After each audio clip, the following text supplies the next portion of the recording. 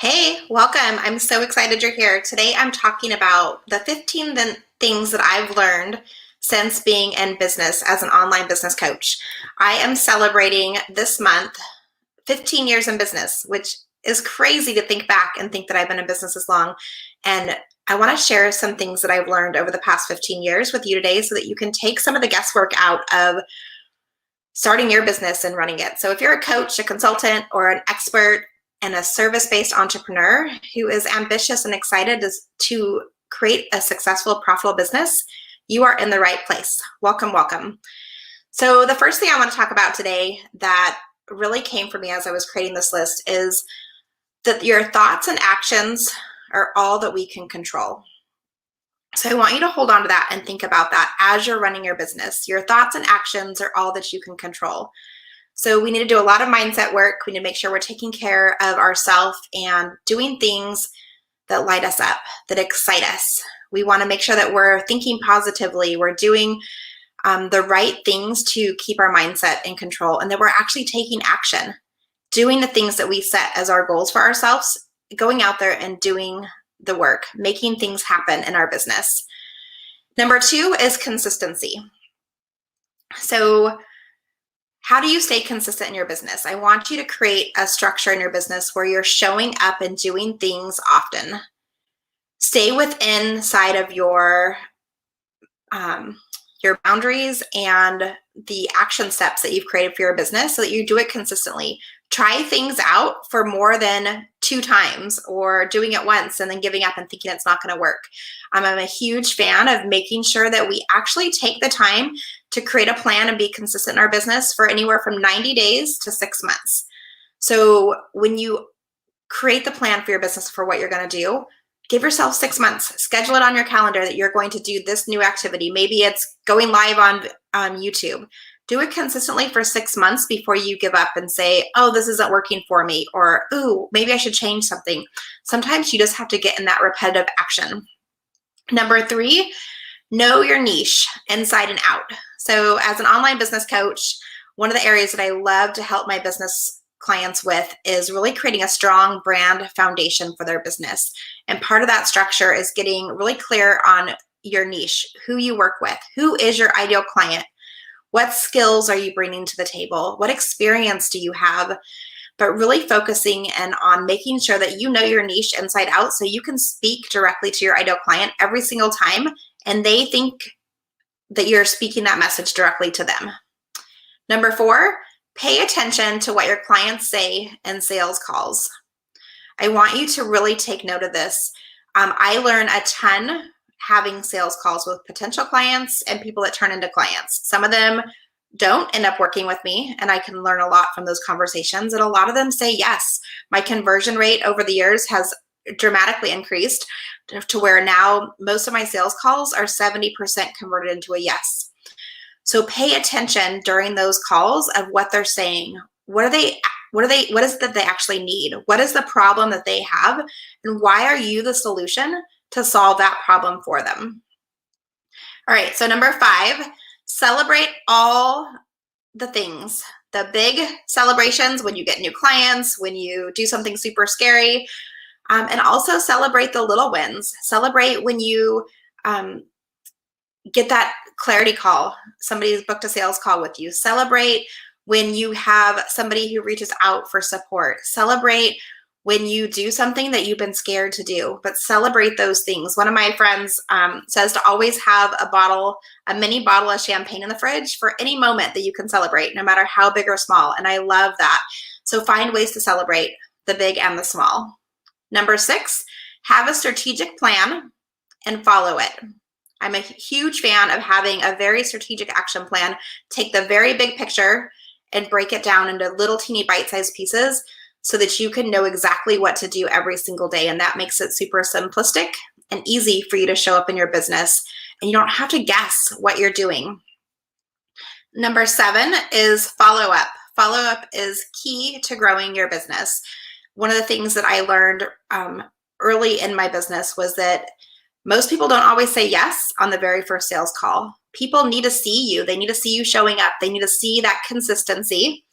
as part of that process. So a way that you can do that is following up with people. People want to see typically 7 to 13 times. They need to see your information. They need to see your content. They need to see you showing up in your business or meeting you at a networking event, whatever those different things are. So create a system, a standard operating platform for your business for how you're going to follow up with people, whether they are people that are prospects who might become clients, and also even for people who would be great referral partners, strategic alliance partners, people that you've had coffee chats with who maybe they're not your ideal client, but they might have an audience of people who are your ideal people. How are you going to stay in touch with them so that you're always top of mind when they're ready to work with you? Number 8, nurture all the time so that they can start to know, like, and trust you. It's so important that you nurture your community. So as people come into your community, whether it's into your social media feeds, if they're joining your newsletter list, which is my favorite place for people to come into, is get them on your newsletter list. Start nurturing them. Create that consistent content so that they get to know you, they get to like you, and they start trusting you. People do business with people they know, like, and trust. So how are you going to continue to nurture your audience so they get to know you and they do business with you? Number 9 is hire a coach. Of course, I'm going to say this one, right? I'm a business coach. One thing I learned for myself, though, is that you need to have a coach or a mentor at all times in your business. It helps keep you motivated. It keeps you accountable. It helps you find once you find the right coach or mentor to work with you, you have somebody to hold you accountable. You have someone who's there for you. You can bounce your ideas off of. You can share what's coming up for you and start doing the work. So I'm a big fan. Hire a coach. If you're looking for a coach, I'd be happy to talk with you. And if we're not the right fit, I will send you to somebody else who will be a better fit. But it's so important that you have a mentor and a coach in your life to keep you on track, to keep you reaching your goals.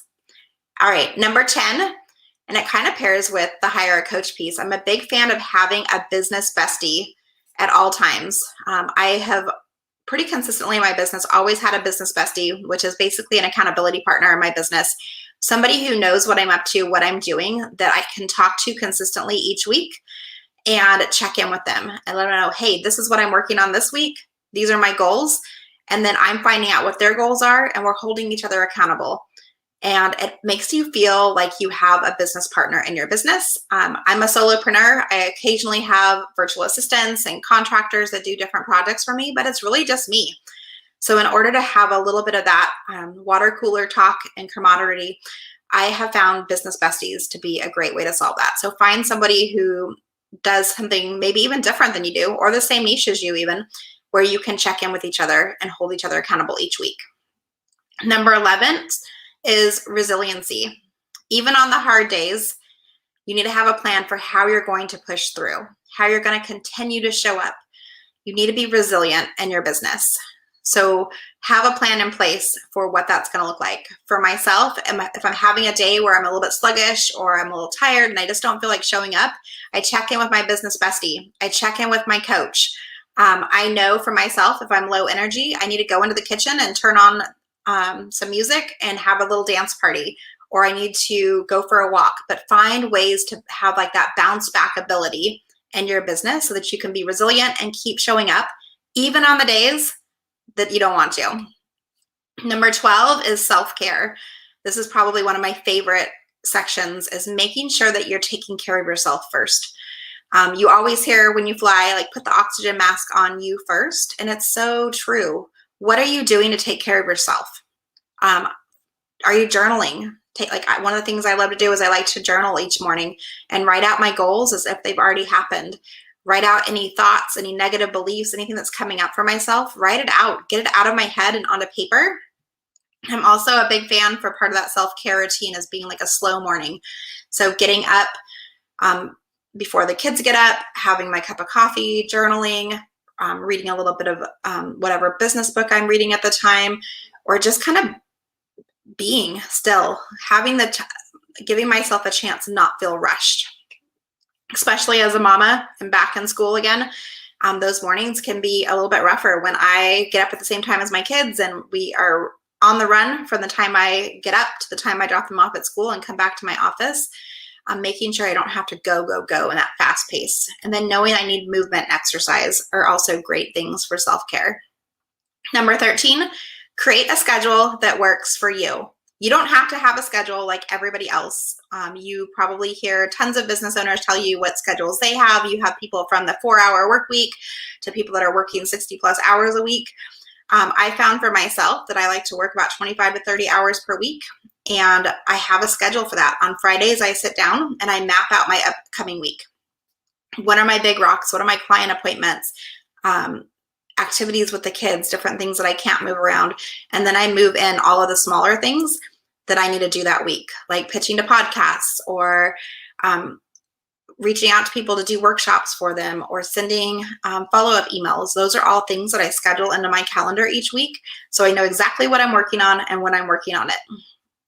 Number 14 is be you. You guys hear me talk about this all the time. It's so important that you just be yourself, trust your gut and your intuition, and show up as yourself. Play to your strengths.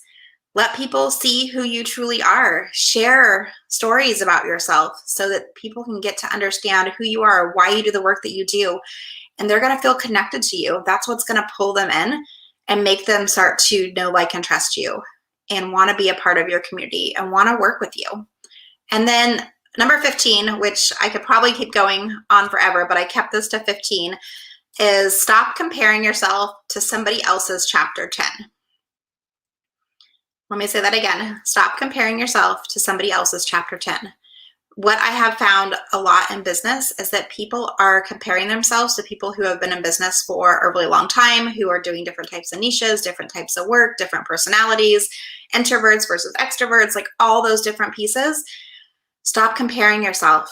Keep showing up as yourself. Keep doing the work that you love doing, and don't watch what somebody else is doing. They might have been in business. I know for myself, I was trying to follow people the first 2 years in business. I was following other business coaches that were a part of the company that I was trained through, and I felt like I couldn't keep up. I didn't know how to keep going. And when I stopped doing that and I kind of took that mask off of myself and just showed up as myself and stopped comparing to what they were doing and did it my way, everything came together. Everything started being so much easier. And it made so much more sense. So take some time for yourself today. Go back through these 15 different areas and see how these things are showing up in your business. Are they working for you? What things are you doing where maybe you're watching what other people are doing too much, or you're not being consistent and showing up each day? Or maybe you don't have a coach. Maybe it's time to hire a coach. If this message speaks to you and you want to create a system and have a really strong foundation to your business, then reach out to me. I'd be thrilled to talk with you. No strings attached. Let's just chat, get on the phone with each other. Let's do a clarity call and see if right now is the time for you to hire a coach. Bring somebody else into your business to help keep you accountable, support you, give you the templates and the tools to move yourself forward so you can start profiting in your business and really create the business and life that you want. I believe in you. You're allowed to stand out. You're allowed to shine. You're allowed to be you. I'll see you guys next week. Bye.